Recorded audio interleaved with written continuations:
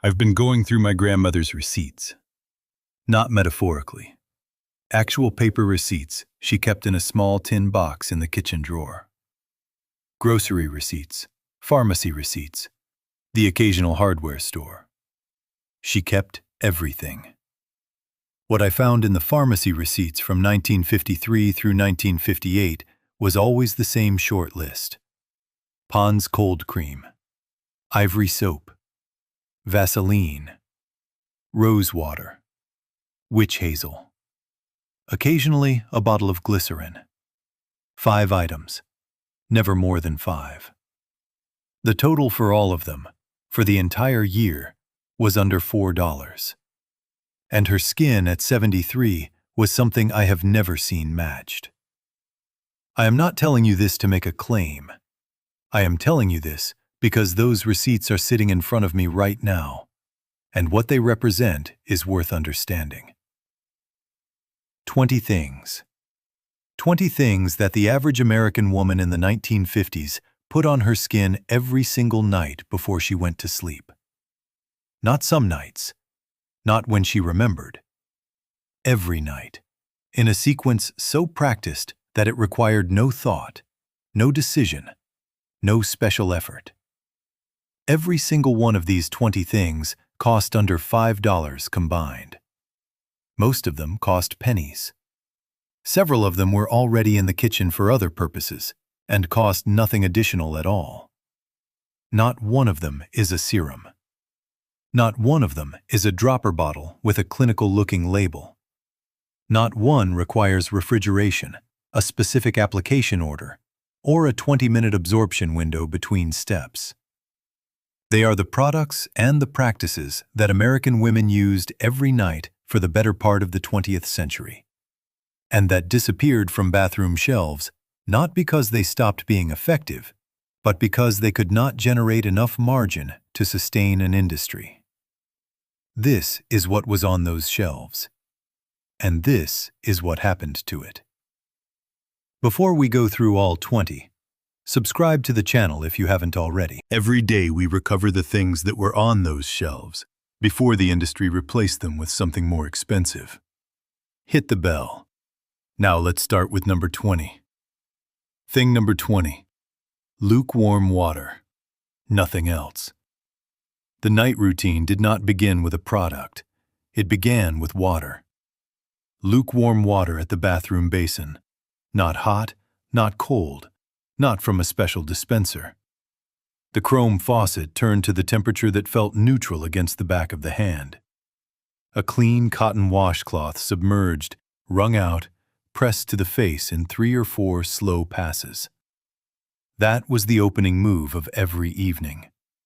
A lukewarm water rinse to remove the surface layer of the day, the dust, the light perspiration, the oxidized oil, before anything else was applied. Hot water strips the skin's natural lipid barrier. The women of the 1950s did not know this in clinical terms. They knew it because their mothers had been specific about it. Not hot, lukewarm. The instruction passed without explanation because the explanation was considered self-evident. Hot water made the face red and tight. Lukewarm did not. The evidence was immediate and visible. The dermatological community confirmed this mechanism decades later. The American Academy of Dermatology currently lists lukewarm water as the recommended temperature for facial cleansing. Your grandmother got there first, with a cotton washcloth and a chrome faucet. Thing number 19. Ivory soap. The plain white bar. After the lukewarm rinse, the soap. Not the decorative bars, the shaped lavender and rose ones that sat in the guest bathroom dish and were never actually used. The plain white bar. Ivory. 99 and 44/100% pure, as the label stated. A dime at the 5 and dime.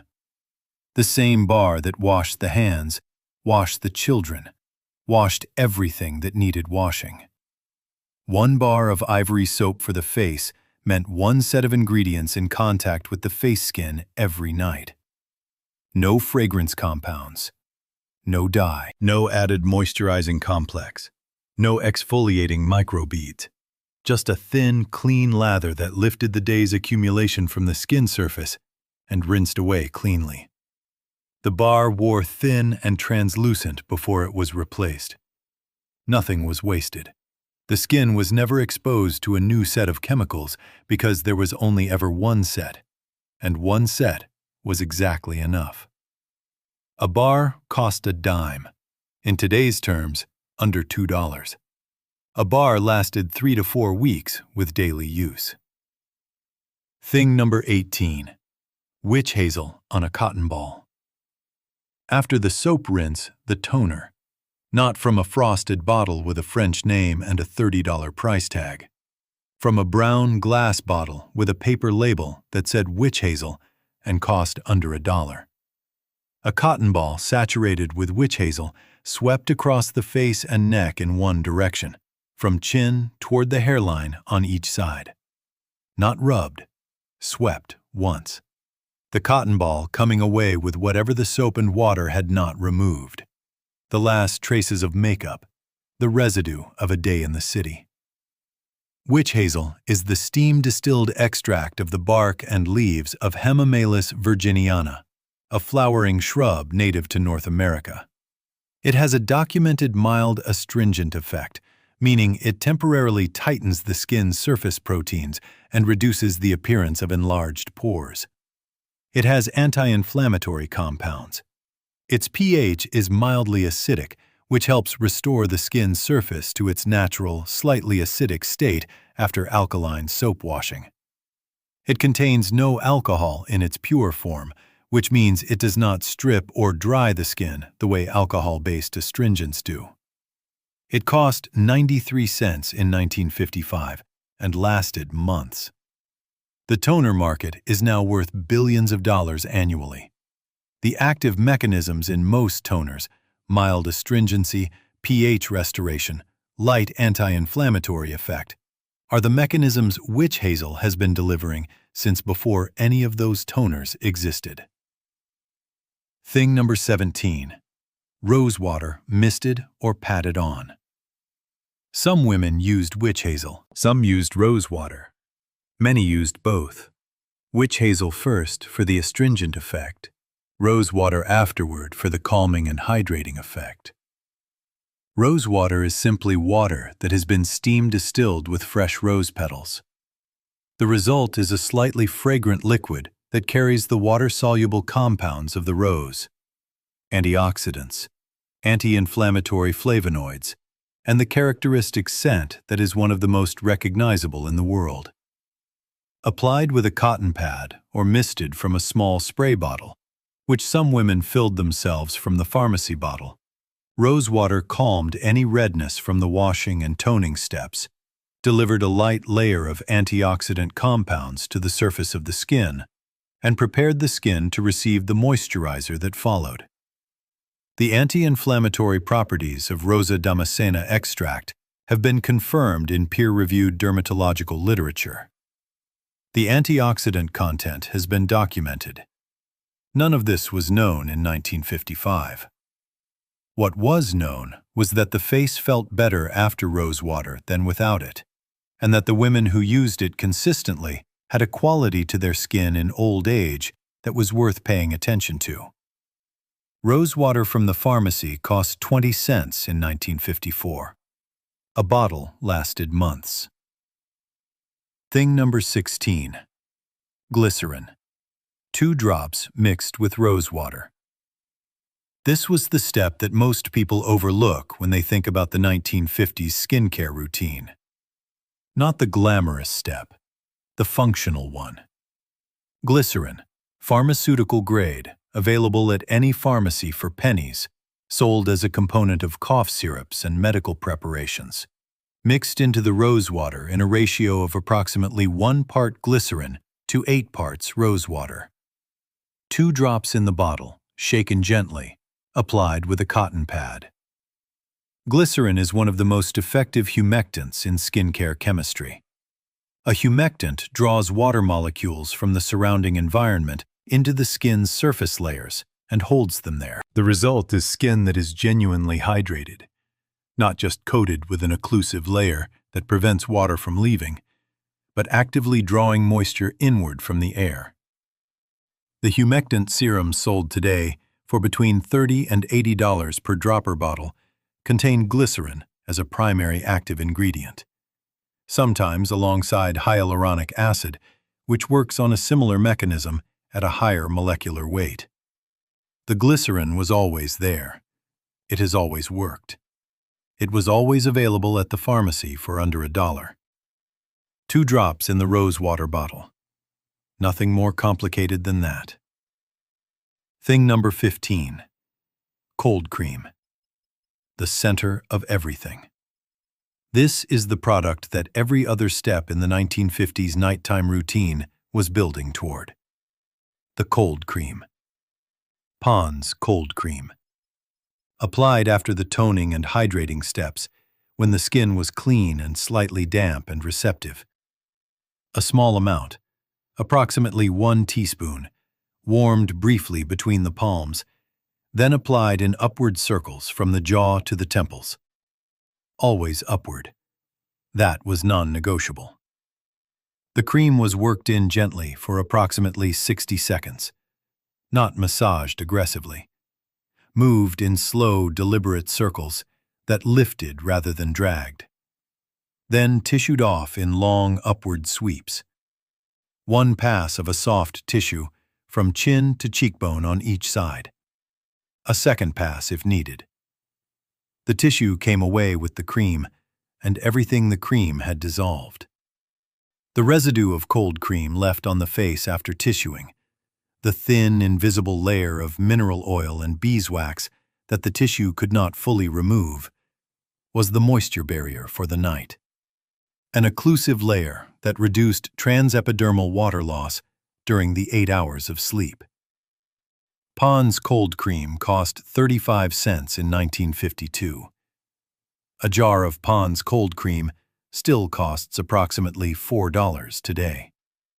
The formulation has not changed in any meaningful way since 1846. Thing number 14. Vaseline on the ring finger for the eye area. After the cold cream. Always after. The most delicate area last, with the most delicate touch.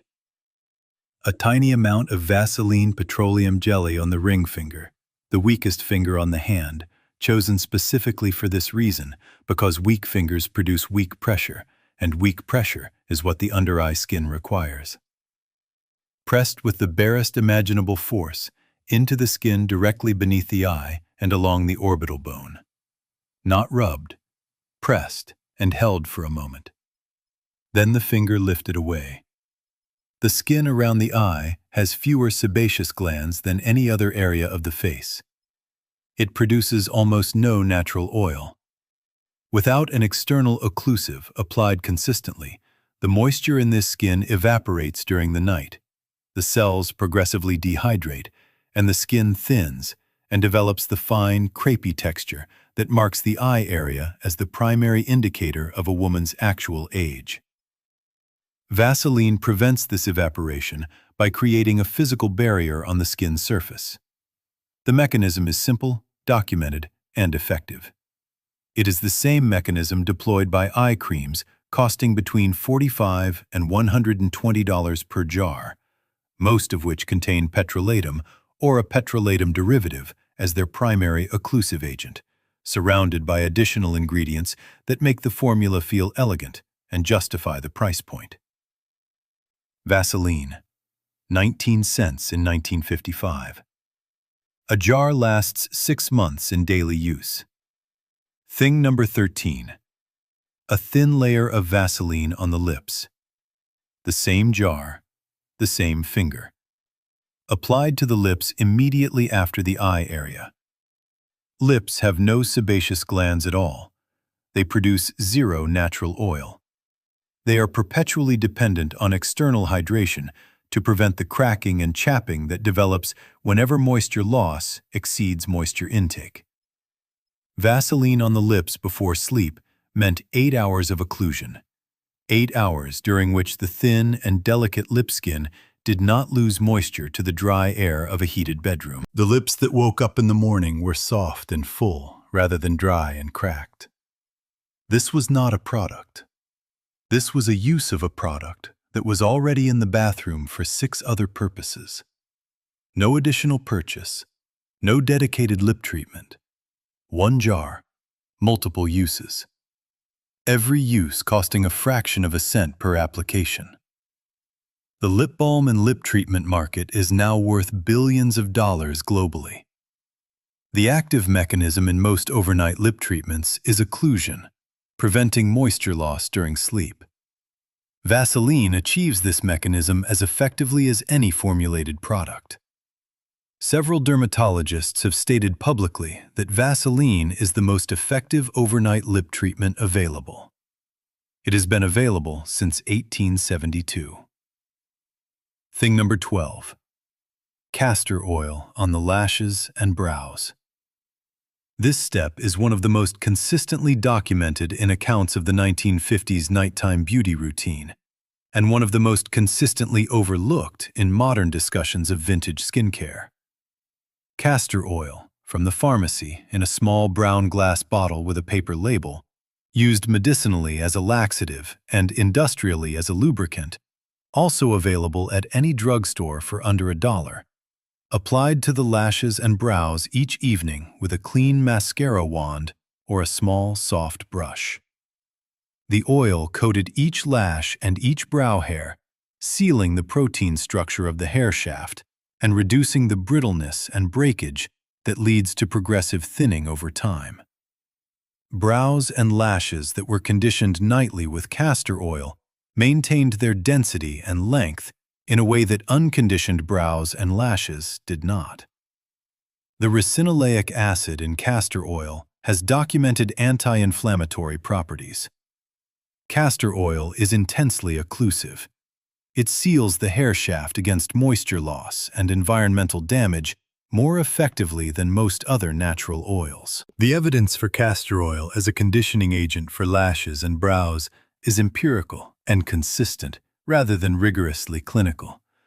But the mechanism is sound, and the practice was sufficiently widespread in the 1950s to be documented in multiple beauty columns of the period. A bottle cost under $1. It lasted a year. Thing number 11. Coconut oil on the cuticles and hands. The hands received as much attention as the face in a 1950s American home. Coconut oil, solid at room temperature, melting instantly on contact with skin warmth, worked into the cuticles of each finger and massaged into the backs of the hands and the knuckles. Applied after the face routine, before the cotton gloves went on in the homes where women wore them overnight. The hands of a woman in 1950s America were working hands. They washed dishes without rubber gloves. They scrubbed floors. They handled produce, cleaned bathrooms, ironed laundry. The cuticles were under constant assault from water, soap, and mechanical stress. Coconut oil provided the occlusion and emolliency that kept the cuticle intact. A broken, torn cuticle is an entry point for bacteria and infection. A maintained cuticle is a closed barrier. The nightly coconut oil application was practical hygiene as much as it was cosmetic maintenance. Coconut oil is now a premium skincare and hair care ingredient sold in specialized jars at specialty stores for between $12 and $30. In 1955, it was a cooking and pharmacy product available for under 50 cents. Thing number 10. Cornstarch powder on the neck and décolletage. The neck and décolletage received their own step. Not an afterthought, not an extension of the face routine, a specific and deliberate step with its own product and its own logic. Cornstarch, the same box from the kitchen shelf used for thickening gravies and puddings, applied with a soft powder puff or a piece of clean chamois to the neck and décolletage. A light dusting, pressed gently into the skin, the excess brushed away. The cornstarch absorbed any residual moisture from the evening's cleansing routine, creating a dry, smooth surface that reduced the friction between skin and nightgown during sleep. Friction during sleep, particularly repetitive friction against fabric, is a documented contributor to the horizontal necklines and chest wrinkles that develop over decades of sleeping in one position. The women who applied cornstarch powder to the neck and chest before sleep reduced this friction nightly. Over years and decades, the reduction was visible. Cornstarch from the kitchen cost almost nothing attributable to this specific use. Thing number 9.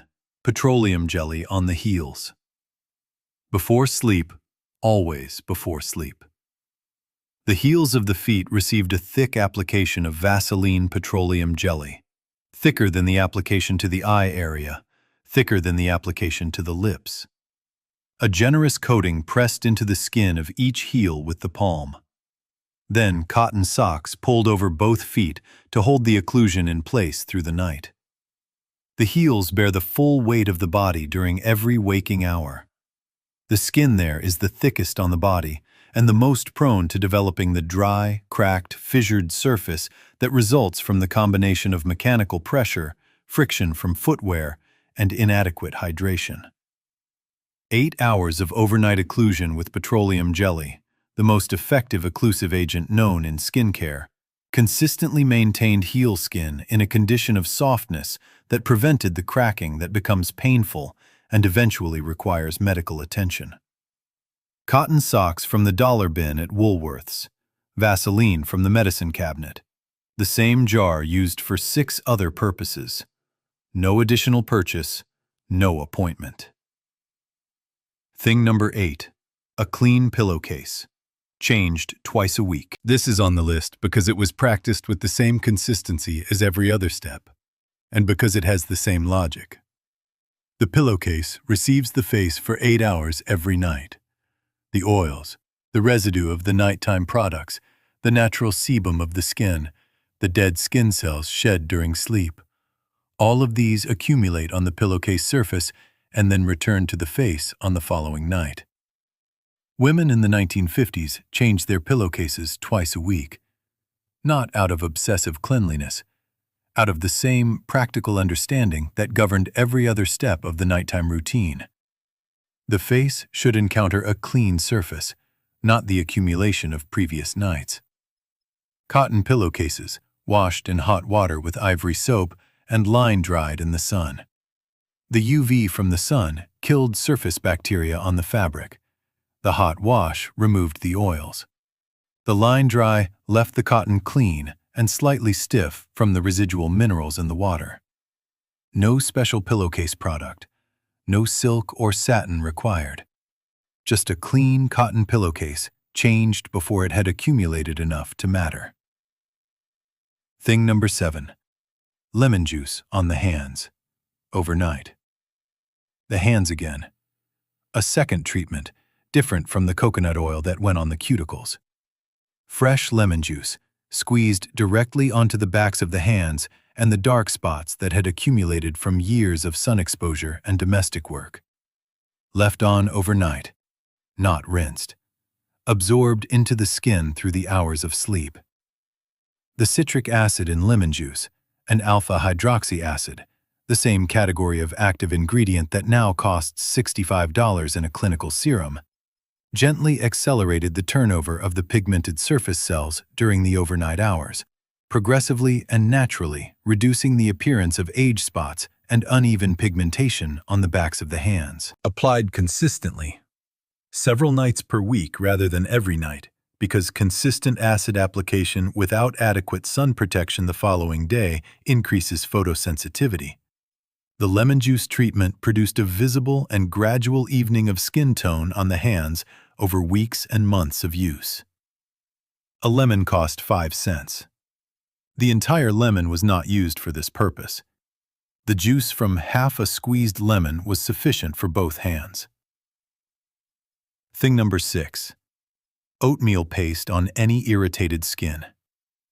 This step was not used every night. It was used on the nights when it was needed, and it was always available because the ingredient was always in the kitchen. Plain rolled oats, ground coarsely between the palms, mixed with a small amount of warm water into a soft paste. Applied to any area of the face or neck that was inflamed, irritated, red, or reacting. From cold weather, from a harsh product encountered outside the home, from a blemish in the process of resolving. Left for 10 to 15 minutes. Rinsed gently with lukewarm water. The avenanthramide compounds in oats have documented anti-inflammatory activity. The beta-glucans form a soothing film on the skin surface. The starch provides gentle physical exfoliation without abrasion. The FDA approved colloidal oatmeal as a skin protectant in 1989, 40 years after American women were applying it from their kitchen shelves as a matter of routine. Oat-based skincare products are now a significant segment of the sensitive skin market. They command premium prices on the basis of their proven anti-inflammatory mechanisms. The mechanisms were in the kitchen all along. Thing number 5. A cotton night bonnet or scarf on the hair. The face was not the only thing protected overnight. The hair was protected too. A cotton night bonnet, or a soft cotton scarf tied loosely over the set hair. The pin curls, the overnight rollers, the styled hair that needed to survive until morning without being destroyed by friction against the pillowcase. Cotton against cotton. Moderate friction. Hair against cotton pillowcase through 8 hours of movement. Significant friction. The cuticle of the hair shaft raised repeatedly against cotton fibers overnight leads to frizz, breakage, and a progressively damaged hair structure. The cotton bonnet reduced this friction, protected the style, and reduced the mechanical damage that accumulates over years of sleeping without hair protection. Some women used silk scarves, more effective than cotton for friction reduction, as silk creates almost no friction. But the cotton bonnet was more commonly available, more affordable, and still significantly better than no protection at all. Cotton night bonnets cost under 50 cents in 1955. Thing number 4. Baking soda on the teeth before bed. The nighttime routine extended to the teeth with the same logic that governed everything else. The simplest available solution that addressed the actual mechanism. Arm & Hammer baking soda dipped onto a wet toothbrush, scrubbed in small circles for 2 minutes. The taste was salty and clean and mildly alkaline. The result was teeth genuinely clean of the day's acid accumulation. The mouth's bacterial metabolism produces acids continuously throughout the day. These acids erode enamel and create the conditions for cavity formation. Baking soda's alkalinity neutralizes these acids directly, shifting the mouth's environment from acidic, which bacteria prefer, to alkaline, which is hostile to bacterial activity. The overnight period is when acid damage accumulates most because there is no eating or drinking to mechanically clear the bacterial byproducts. Baking soda applied before sleep neutralized the acid environment for the 8 overnight hours. Commercial toothpaste has largely replicated this mechanism, with additional fluoride for enamel remineralization. But the baking soda in the yellow box was doing the acid neutralization correctly for a fraction of the cost. And it was doing it before anyone had formulated a better version. Thing number 3. Chamomile tea on a cotton pad for the eyes. The last thing for the eyes before sleep was not Vaseline. The Vaseline came after. First came chamomile. Strong chamomile tea, brewed, cooled completely, strained through cheesecloth or a clean cloth, applied to 2 cotton pads placed over the closed eyes for 5 to 10 minutes, then removed. Then the Vaseline on the ring finger, as described earlier. The chamomile reduced puffiness around the eyes through its anti-inflammatory compounds. The cool temperature of the tea caused temporary vasoconstriction, narrowing of the surface blood vessels under the eye, which reduced the swollen, puffy appearance that accumulated over the course of a long day. The anti-inflammatory eye treatment that is now sold in gel patches and cooling serums for between $20 and $60 uses either caffeine or botanical anti-inflammatory compounds, including, in many formulations, chamomile extract, to achieve the same vasoconstriction and anti-inflammatory effect. Chamomile tea. A bag or a pinch of dried flowers. Pennies. Thing number 2. The final check. The face in the mirror. Before the lamp went off, after every step had been completed, a woman sat at her vanity and looked at her face in the mirror for a moment. Not critically. Not to assess the results of the night's routine or to look for new problems. Just a moment of unhurried attention to the face that had been cared for and would be cared for again tomorrow in exactly the same way. This is on the list because it was part of the routine. A consistent, deliberate, ending gesture that closed the loop of the evening's self-care. The lamp was not turned off until this moment had been taken. There is research on the relationship between consistent self-care routines and cortisol regulation, the stress hormone that degrades collagen and accelerates visible aging. The research suggests that the act of performing a consistent personal care routine has a measurable cortisol-lowering effect, independent of the physical benefits of the products used. The women of the 1950s were not thinking about cortisol regulation. They were taking a moment to look at themselves before the light went out. The moment cost nothing. It may have been the most effective anti-aging practice on this entire list. Thing number 1. The lamp going off at the same time every night. This is last on the list because it is the most fundamental and the most consistently overlooked. The lamp went off at 10 o'clock, or 10:30, or 9:30. The specific time varied by household. What did not vary was the consistency. The lamp went off at the same time every night because the house ran on a schedule, and the schedule was kept. 8 hours of sleep every night. Not 6 hours on weekdays and catching up on weekends. 8 hours at consistent times on a schedule the body could rely on. During sleep, cortisol drops to its lowest level of the day. Growth hormone production peaks. This is the primary driver of cellular repair, including skin cell regeneration.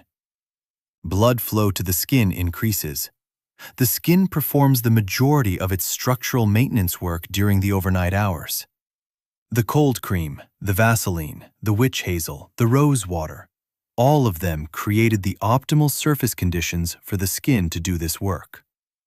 The consistent 8 hours of sleep is what gave the skin the time to do it. The dermatological literature on sleep and skin health is now substantial. The conclusion is consistent. Sleep deprivation accelerates visible aging more reliably than almost any external factor. The recommendation for adequate, consistent sleep appears in every serious review of skin health maintenance. The lamp going off at 10 o'clock was, by any honest accounting, the most effective item in the entire nighttime routine. It cost exactly nothing. Here is what I keep returning to when I go through this list. 20 things. A combined cost in 1955 of under $5 for the year. Products that were mostly already in the bathroom and the kitchen for other purposes. A routine that took approximately 12 minutes from start to finish and ended with the lamp going off at a consistent time every night. The industry that replaced this routine is now worth over $180 billion annually. It sells, on average, 12 separate products to the same woman who in 1953 needed 5. It has created, through 60 years of marketing, The belief that 12 products addressing 12 specific concerns is the correct approach to skin health, when the research now consistently suggests that the opposite is closer to true. I am not telling you that your grandmother's routine will produce any specific result if you follow it. That is not what this channel is about. What I am telling you is that my grandmother's pharmacy receipts from 1953 add up to under $4 for the year, and that the face in the photographs from those years, at 50, at 60, at 70, is the evidence of what that $4 was doing. You can look at those photographs yourself and draw your own conclusions. I've drawn mine. 20 things: a chrome faucet and lukewarm water, a dime bar of Ivory soap, witch hazel in a brown glass bottle, rose water for 20 cents, 2 drops of glycerin, cold cream in the white jar, Vaseline on the eye area and the lips, castor oil on the lashes, coconut oil on the hands, cornstarch on the neck, Vaseline and cotton socks on the heels, a clean pillowcase, lemon juice on the age spots, oatmeal for the bad nights, a cotton bonnet on the hair, baking soda on the teeth, chamomile on the eyes, a moment in the mirror, the lamp off at the same time every night, $5, 12 minutes, 8 hours. That was the routine. Leave a comment below and tell me, which one of these 20 things surprised you most? Which one are you going to add to your own evening? I read every comment, and I want to know what lands with you. Like the video if it made you look at your nighttime shelf differently. Subscribe for more of this every day. The next video is already waiting.